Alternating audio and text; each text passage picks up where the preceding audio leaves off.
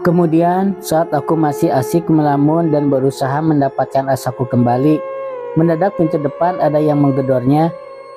Tentu saja awalnya aku mengira itu adalah Kak Titin, namun saat suara gedora tersebut disertai pula oleh suara geraman keras dan menyeramkan, maka aku yakin itu pasti suatu yang tidak baik. Apakah itu sakarak atau bukan? Aku sama sekali tidak tahu dan tentu saja juga tidak akan mau mencari tahu. Karena sejujurnya, kini aku sedang memikirkan sebuah rencana baru. Dan ngomong-ngomong mengenai rencana baru yang kumaksudkan di sini, tentu saja bukanlah ingin bersikap sok jagoan dan melawan, namun lebih tepatnya aku sudah nekat untuk kabur melalui jendela. Munculnya rencana ini tak perlu ditanyakan kenapa baru sekarang terpikir olehku. Ini muncul begitu saja saat aku semakin sadar jika bayi yang ada dalam rahimku ini bukanlah benar-benar darah dagingku. Dengan kata lain, bayi ini hanyalah titipan saja yang sewaktu-waktu akan diambil lagi oleh orang tua kandungnya. Jadi singkatnya, aku kini sudah mulai rela jika harus keguguran saat lari nanti. Dar! Detik selanjutnya, suara dobrakan pintu terdengar berhasil menghancurkan pintu. Dan aku langsung tahu kalau siapapun yang melakukannya pasti akan segera mengincarku. Tanpa pikir panjang, aku segera bergegas melepas palang kayu dari jendela dan tentu saja mulai bersiap turun dengan secepat mungkin jika andainya kemudian pintu kamarku mulai didobrak. Sisa tali jemuran yang kebetulan tersimpan di kamar sangat membantuku untuk turun nanti. Lalu setelah beberapa puluh detik menunggu, suara langkah kaki yang sengaja dihentak-hentakan keras di lantai pun mulai mengarah ke kamar, dan aku sengaja tak mau langsung turun dulu sebelum memastikan apa yang akan terjadi.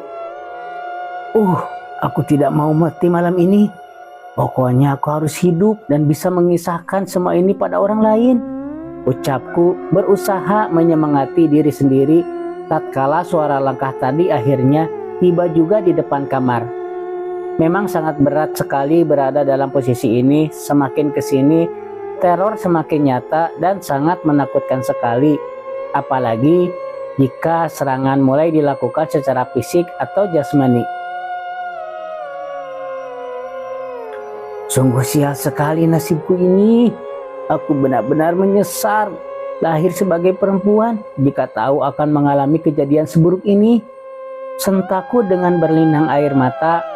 Tak perlu heran mengapa aku berpikir demikian. Ini tak lain karena kekesalanku yang tengah meluap pada orang yang telah menitipkan bayinya dalam rahimku ini.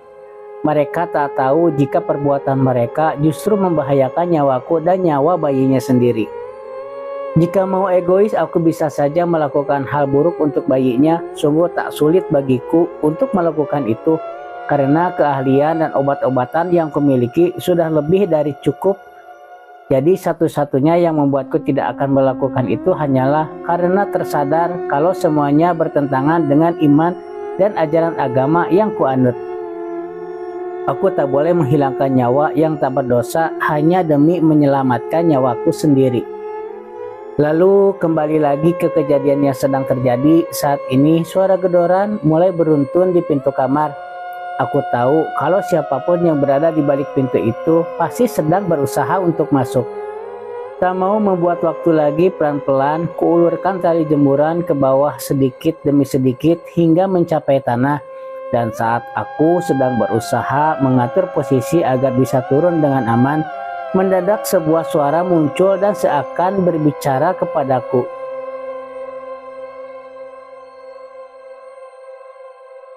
Hanyu puang sagar lepah tikahku, maawe banyu tulak sika tetap habaku, jari hanyu andre lewayah tampatainu, di aku sika molek lagi maiti lepuh muta hanyu. Maaf ya teman-teman kalau pelafalannya kurang tepat. Kalau yang paham komen di bawah ya. Astaga, aku tersentak mendengar suara tersebut. Dia bilang aku tidak akan bisa lolos darinya walau rali kemanapun juga. Dan walau barusan tadi dia bilang seolah mau pergi, namun ia memberikan ancaman akan kembali lagi untuk memangsaku. Jujur saja sekarang aku sudah tak bisa memikirkan apa-apa lagi, sebab mau kabur ataupun tidak, yang bersuara tadi tetap akan mengejarku. Jadi kesimpulannya sekarang adalah tetap bertahan di rumah dan pasrah menurut kehendak Tuhan. Sementara itu jarum jam terus bergulir dan sudah sampai pada pukul 1 dini hari. Konon saat-saat jam beginilah biasanya para makhluk halus akan muncul dengan seluruh kekuatannya. Salah satu makhluk halus yang jelas akan kembali menyatroni tentu saja Sakarak. Inilah yang paling aku takuti. Karena masih belum tahu cara untuk menghalaunya. Namun walau begitu aku tentu saja sudah siap dengan apa yang akan terjadi. Asa dan keberanianku sudah terbentuk lagi semenjak yakin kalau Kak Titin tidak akan kembali. Lalu pertama-tama yang aku lakukan saat itu adalah mulai membakar akar jeringau satu demi satu hingga aromanya memenuhi seluruh ruangan. Kemudian saat sudah terasa cukup, aku mulai melanjutkan dengan membakar ikan seluang merah. Aku sebenarnya juga bingung apa alasanku membakar ikan ini, apalagi mengingat kalau ikan langka tersebut awalnya memang sengaja ingin kupelihara karena tidak sengaja didapatkan di sungai saat pertama kali tiba di tempat ini. Pelan-pelan ikan tersebut akhirnya matang juga, walau hanya kupanggang di atas nyala api dari lampu tempel. Dan sekali lagi aku masih bingung untuk apa melakukan ini. Terlebih saat itu aku tak ada niat untuk memakannya. Malahan aku merasa yakin akan ada sesuatu yang akan segera terjadi. Ya, sesuatu yang berhubungan dengan kemerdekaanku dari ancamannya Sakarak. 30 menit pasca memanggang ikan seluang merah tanpa alasan dan sebab, akhirnya sesuatu yang sudah aku duga sebelumnya pun muncul. Suasana alam sekitar pun berubah hening mencekam. Dan bersamaan dengan itu pula tengkukku terasa berat sekali. Tanda-tanda seperti ini konon mengisyaratkan kalau ada makhluk halus yang sedang mengarah atau mendekati tempat kita. Dan dalam hal ini sesuai dengan apa yang sudah aku duga, yang sedang menuju ke tempatku bukanlah Sakarak, namun makhluk lain yang mempunyai energi berbeda. Posisi siaga pun segera kuambil dan aku pun sudah siap jika bila nanti yang hadir adalah makhluk halus yang lebih ganas dan lebih aneh daripada Sakarak sendiri. Detik demi detik yang kulalui sekarang benar-benar sangat mencekam dan mendebarkan. Perasaan itu muncul bersamaan dengan suara-suara aneh yang mendekati rumah. Sungguh masih tak dapat kutebak apa yang akan muncul nanti. Aku kini hanya bisa duduk kaku di kamar saat suara langkah kaki mulai masuk ke dalam rumah. Srek, srek, srek. Suara langkah kaki itu benar-benar terasa menyesak di dada dan akhirnya aku hanya dapat menahan napas ketika suara itu kemudian berhenti tepat di depan pintu kamar. Kali ini aku memang diam kaku, tapi aku tetap berusaha menghimpun nyali dan bertanya siapa yang berada di luar sana. Siapa itu? Sentakku akhirnya dengan suara yang hampir-hampir saja tak kedengaran. Hanya itu suara yang muncul dari balik pintu dan tak lama kemudian terbukalah pintunya sedikit demi sedikit, seolah semua palang dan kunci yang menahannya bagaikan seutas tali rapuh saja. Pemandangan ini memang sungguh mencengangkan dan harusnya cukup untuk membuatku terjun dari jendela dan lari terbirit-birit. Namun sejauh ini aku tetap tak bisa berbuat apa-apa dan pasrah. Walau sosok wujud aneh akhirnya muncul di hadapanku. Sosok ini sebenarnya tidaklah seseram makhluk-makhluk yang sering ditampilkan di foto ataupun video. Ia cenderung mempunyai wujud seperti manusia biasa pada umumnya. Satu-satunya yang membuatnya berbeda hanyalah karena memiliki ekor yang cukup panjang saja. Dan wajahnya pun bisa dianggap cukup normal karena tidak mempunyai taring ataupun mata yang membelalak lebar. Bahkan wajahnya malahan tampak ramah saat perlahan mendekatiku. "Kenapa kamu bisa berada di sini?"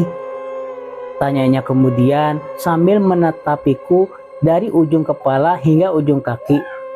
Jelas saja aku tak langsung dapat menjawab pertanyaannya karena rasa kagetku benar-benar dahsyat. Bagaimana mungkin sosok yang jelas-jelas bukan manusia bisa begitu tampak bersahabat dan sama sekali tak ada gelagat mau menyakitiku. "Kamu jangan takut, dan kamu juga tak perlu kaget kenapa aku di sini. Aku datang karena kamu yang mengundangku, bukan?" ucapnya lagi. Aku tidak mengundang kamu," sahutku dengan bibir yang terasa kaku dan wajah yang terasa panas. "Iya, kamu sudah mengundang aku, namun kamu jelas tak menyadari itu. Dan untuk kali ini kamu sebenarnya sangat beruntung sekali karena aku tidak langsung memangsa kamu." Jadi kamu kesini sebenarnya mau memangsaku?" "Ya, itu sebelum aku melihat kondisi kamu. Jadi sekarang aku berubah haluan dan akan berada di pihak kamu." Tapi kamu ini siapa?" tanyaku spontan. "Aku adalah makhluk yang dulu mencoba membela seorang gadis yang mengalami nasib sama seperti kamu." Siapa?" "Kamu tak perlu tahu. Yang penting itu adalah sekarang aku ada di pihak kamu." Baik, tapi apakah aku boleh tahu siapa gadis yang sempat ingin kamu bela dulu?" "Titin." Maksudnya?" "Ya, namanya Titin. Dia dulu juga hamil dan tinggal di wilayah ini. Lalu saat dia mulai diincar oleh Sakarak, aku datang membelanya. Aku sebenarnya bisa saja membebaskannya dari Sakarak, namun karena dia tak menyetujui persyaratan dariku, maka aku terpaksa meninggalkannya." "Lalu karena sekarang kamu akan membela aku, apakah kamu akan minta syarat juga?" "Iya, tentu saja." "Jadi apa syaratnya?" "Syaratnya mudah. Kamu cukup mewarisi ilmuku dan mengikrarkan janji untuk menjadi pengikut setiaku." Hanya itu?" "Iya, hanya itu." Bolehkah jika aku menolak?" "Tentu saja boleh. Aku tidak pernah memaksa satu manusia pun menjadi pengikutku. Aku hanya sebatas menawarkannya saja. Jika tidak bersedia, maka aku pun tidak akan mengharuskannya." "Baiklah kalau begitu, aku menolak tawaran kamu. Aku punya agama, dan agamaku tidak mengajarkan kami menjadi pengikut makhluk halus." "Iman kamu kuat juga ternyata. Baiklah, aku terima keputusan kamu, dan kalau begitu aku harus permisi dulu." Iya, silakan." "Oh iya, aku ingatkan juga untuk jangan sekali-kali membakar ikan seluang merah seperti tadi. Itu sama saja kalian ingin dimangsa oleh bangsa kami." Aku minta maaf. Tadi itu aku..." "Ya, aku tahu tadi kamu melakukannya dengan tidak sengaja karena dipengaruhi oleh sesuatu yang di luar logika kamu. Jadi saranku, sebelum memiliki sesuatu benda yang sudah tua, sebaiknya kamu ketahui dan pahami dulu benda tersebut. Bisa saja benda itu ada sesuatu di dalamnya." Baik," angguku sembari melirik ke arah Mandau yang sedang kupeluk erat-erat. Dan saat aku melirik kembali ke arah makhluk misterius tadi, sosoknya pun sudah tidak ada lagi. Kini aku sendirian dan siap-siap menanti apa yang akan terjadi. Dan untuk kali ini, rasa takut sudah tidak dapat aku ungkapkan lagi dengan kalimat manapun juga, karena baru saja tersadar kalau siapapun yang pernah menemuiku selama ini ternyata makhluk halus semuanya, termasuk Kak Titin yang ternyata sudah meninggal dunia. Tapi mengenai Kak Titin, sebenarnya aku kini cenderung merasa iba dengan nasibnya dulu. Ternyata apa yang ia ceritakan bukanlah tentang adiknya, namun tentang dirinya sendiri. Dan kini aku bisa rasakan bagaimana perasaan dan ketakutannya melalui detik-detik terakhir sebelum Sakarak datang untuk memangsanya. Aku menarik napas panjang, sekali lagi melirik ke arah Mandau ada dalam pelukanku. Kini aku baru menyadari jika memang ada desiran aneh saat menatap gagang atau kepala Mandau tersebut, terutama di bagian ukiran matanya yang tampak membelalak lebar seolah bisa ia gunakan untuk melihat. Aku saat itu memang tak berbuat apapun juga selain hanya duduk-duduk saja, karena pintu kamar secara ajaib terkunci dan terpalang rapih saat makhluk misterius tadi pergi. Tampaknya ia memang sengaja memperbaikinya dengan kesaktian yang dia miliki, atau bisa saja pintu tersebut sebenarnya tak pernah terbuka. Semua yang terjadi mungkin hanyalah sebatas penglihatanku saja. Makhluk tadi mungkin masuknya justru menembus pintu. Jika makhluk tadi mampu menembus pintu, mungkin saja Sakarak pun mampu melakukannya. Dan untuk itu satu-satunya yang aku harapkan sekarang hanyalah Sakarak tidak sehebat makhluk misterius tadi. Lalu dengan masih memeluk Mandau, aku kemudian bangkit dan berjalan kian kemari untuk menentukan langkah selanjutnya. Rencanaku memang tetap seperti awal, yaitu kabur lewat jendela. Namun untuk sekarang, alangkah bagusnya bila ditambah lagi dengan sebuah strategi. Nah, strategi inilah yang sedang aku pikirkan sekarang. Pertama-tama, aku memang belum bisa memastikan serangan macam apa yang akan dilancarkan oleh si Sakarak nanti. Namun, meski begitu, aku harus tetap coba berasumsi jika serangan tak ubahnya seperti cara menyerangnya binatang buas. Maka yang harus aku pikirkan sekarang adalah sebuah jebakan. Adapun jebakan yang sedang aku pikirkan sekarang adalah jebakan yang setidaknya mampu membuat Sakarak menjadi kehilangan banyak waktu. Waktunya yang terbuang inilah nanti yang akan kugunakan untuk berlari sejauh mungkin dari tempat ini. Sret, seutas tali sisa jemuran pun kuambil dari bawah ranjang. Lalu dengan tak pernah kubayangkan, aku kemudian berhasil membuat simpul yang cukup sempurna dengan tali tersebut. Simpul ini terhubung langsung ke pintu dan sebuah balok yang cukup besar. Jadi jika misalnya ada sesuatu dari luar yang mencoba masuk, maka balok tersebut langsung menghujamnya dengan cukup keras. Kemudian setelah jebakan tersebut kurasa cukup, aku selanjutnya beralih membuat sesuatu lagi di jendela. Kali ini aku merancang jebakan sedemikian rupa agar bila tiba saatnya nanti aku harus turun lewat jendela tersebut, jendelanya akan langsung menutup sendiri dan cukup menyulitkan siapapun yang coba menyusulku. Dan inilah kali pertamanya dalam situasi pelik ini akhirnya dapat tersenyum.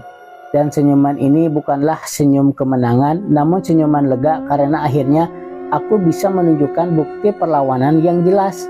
Dan selain itu pula, senyumanku ini muncul karena adanya rasa geli karena ide-ide jebakan tadi sebetulnya aku dapat dari rajinnya nonton film-film action. Setengah jam berlalu, tak kusangka serangan Sakarak malah tak muncul-muncul juga. Aku tak mengerti mengapa ia selamat ini di saat aku sudah siap siaga antara hidup dan mati. Namun ini juga bisa dikatakan keberuntungan bagiku karena hanya beberapa jam lagi malam akan berganti pagi. Sungguh memang tak ada hal aneh apapun saat itu. Aku bahkan jadi curiga jangan-jangan makhluk misterius yang sempat muncul tadi malam diam-diam membantuku walaupun aku menolak ajakan kerjasamanya. Ya Tuhan, jika memang makhluk itu diam-diam membantuku, apakah itu artinya ia akan tetap menganggapku sebagai pengikutnya? Kalau begitu, apa yang harus kulakukan? Atau aku benar-benar tak mau jika malam ini selamat hanya gara-gara dibantu makhluk yang mencoba membelokkan imanku? Ucapku dalam hati.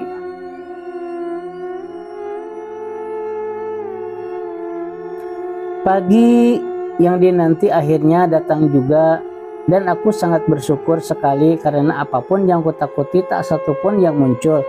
Dan sampai saat ini juga aku masih belum bisa memastikan apa yang membuatnya begitu. Tapi yang jelas aku tetap meyakini jika itu adalah bantuan dari Yang Maha Kuasa. Terlebih ketika keluar dari kamar, aku melihat ada sebaris kalimat doa yang tertulis di pintu. Aku ingat betul jika tulisan itu sebelumnya tidak ada di sana. Jadi dengan begitu aku yakin bila kalimat itu baru saja ditulisi oleh seseorang pada malam tadi. Nah, seseorang yang menulis inilah yang akhirnya membuatku heran dan memunculkan tanda tanya baru. Jika itu dituliskan oleh Titin, maka itu jelas sangat mengherankan karena dia sebenarnya sudah meninggal dunia. Dan bila mengatakan ditulisi oleh makhluk misterius yang muncul akibat mencium ikan seluang merah bakar, juga merupakan hal yang mustahil karena makhluk-makhluk seperti itu tidak akan pernah mau bersentuhan dengan hal-hal yang berhubungan dengan Tuhan. Jadi siapakah tadi malam yang datang diam-diam dan menulisinya? Matahari mulai naik dan aku baru saja menyelesaikan sarapanku. Aku sengaja makan cukup banyak dan masaknya pun juga banyak agar sekiranya cukup sampai nanti malam. Hari ini aku memang tak banyak melakukan kegiatan apapun selain berkemas dan sempat turun ke sungai karena persediaan airku mulai menipis. Hari ini aku memang sudah nekat untuk pergi dari tempat terkutuk ini. Keputusan ini muncul begitu saja tanpa direncanakan sebelumnya. Dan dalam menjalani rencana ini, aku memilih berangkat saat tengah hari saja. Ini aku putuskan karena menurut perhitunganku akan tiba di desa saat hari mulai senja. Maka dengan begitu kemungkinan dipergoki oleh warga jadi cukup minim. Dengan napas panjang, ku ambil beberapa tarikan sebelum kakiku mulai melangkah meninggalkan semuanya. Dalam perjalanan yang akan kutempuh hingga beberapa jam ke depan, aku sengaja tidak membawa barang-barang yang berat dan merepotkan. Semuanya kutinggalkan kecuali dompet, obat-obatan, senter, 2 pasang baju dan celana, sebuah selimut, KTP, dan mandau. Lalu meski agak sulit dilakukan, selama perjalanan ini, aku berhasil juga menyembunyikan buncitnya perutku dengan bantuan korslet dan jaket. Jadi sekilas aku hanya tampak gendut saja tanpa terlihat sedang hamil tua. Ya Tuhan, sertai dan lindungilah perjalanan kali ini. Tapi bukanlah kehendakku yang terjadi, namun kehendak-Mu lah yang terjadi. Panjatku sambil terus melangkah dengan tanpa mengena rasa lelah. Entah sudah berapa kilometer yang kulalui, namun rentang alamnya semua terasa sama. Dan meski aku masih ingat kalau rute yang kuambil ini sama dengan rute yang kutempuh saat datang ke hutan ini, tapi aku bingung juga karena matahari mulai condong. Namun aku belum juga tiba di kawasan hutan yang berbatasan langsung dengan pemukiman. Hal ini bukan hanya aneh, namun juga membuatku ketakutan. Sungguh gawat jadinya jika sampai kemalaman di hutan walaupun akar jeringau, ranting jeruk nipis, dan bulu-bulu landak tersedia cukup banyak. Berkali-kali aku melenguh, kesal dengan membuang napas berat. Sekarang aku memang capek namun tetap tak mau berhenti melangkah. Aku masih berusaha optimis menemukan jalan keluar dari hutan ini walaupun pada akhirnya tetap kemalaman juga. Kemalaman di hutan yang gelap dan sepertinya jarang dijelajahi oleh manusia ini sudah tentu bukan bagian dari rencana. Untuk menghadapinya pun aku jadi bingung dan tak tahu harus bagaimana.